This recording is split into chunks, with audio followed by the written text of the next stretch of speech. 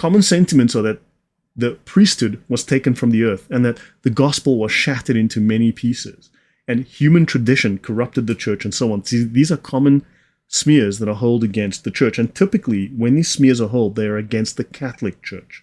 I mean, let's be clear, right? They are targeting the Catholic Church. Seventh-day Adventists, though, believe that Sunday worship is the mark of the beast prophesied in the book of Revelation. So you may not know it if you're a Lutheran, a Pentecostal, an Evangelical, Baptist, Wesleyan, whatever. You are following the beast. Did you know that? I am too. I'm Anglican, so I worship on a Sunday. I am worshiping the beast. But Seventh-day Adventists, they brought true Christianity. They fixed Christianity, and they said, no, we worship on Saturday. So basically, what you have is, okay, as you guys know,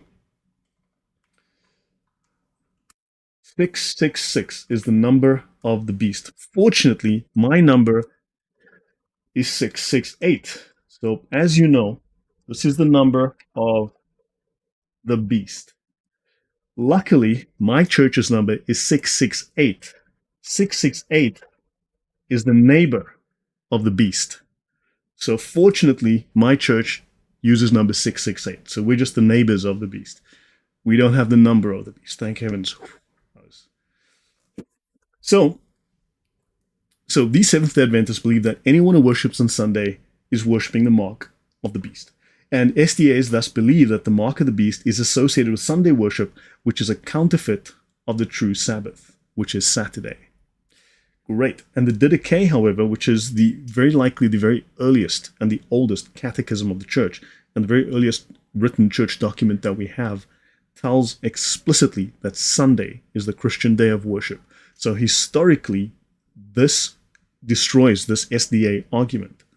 So, yeah, thou shalt not covet thy neighbor's beast.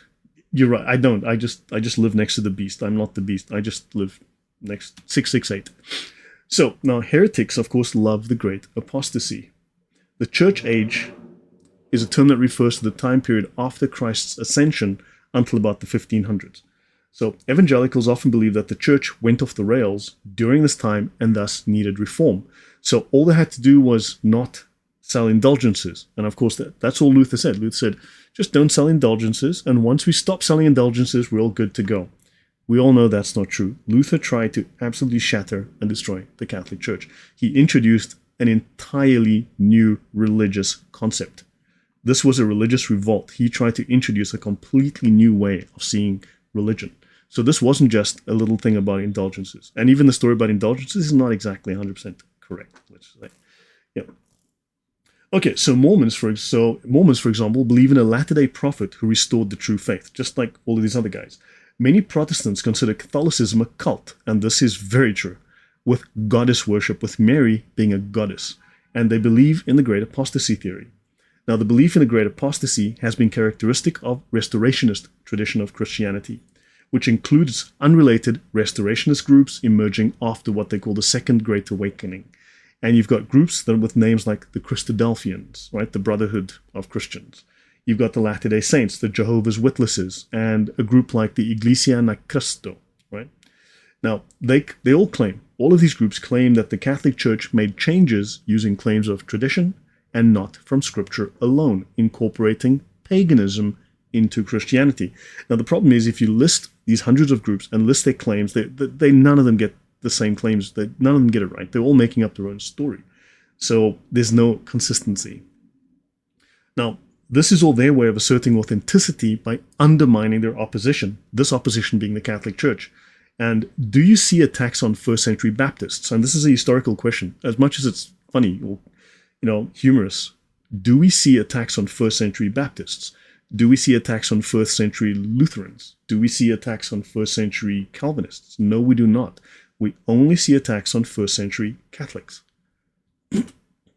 Now, insert name here, restored Christianity. So here's the guy from Iglesia Ni Cristo, a guy called Felix Y. Manolo. Now, the Christadelphians are a non-Trinitarian Christian group. Non-Trinitarian. They were founded in the 19th century by John Thomas, a physician turned Bible teacher. John Thomas, interesting name. So Iglesia Ni Cristo is Tagalog for Church of Christ. It's an independent, non-Trinitarian Christian church that was founded in 1914 in the Philippines by Felix Manalo. And they teach that Jesus Christ is God's chosen son, but is not himself God. He's an adoptionist then.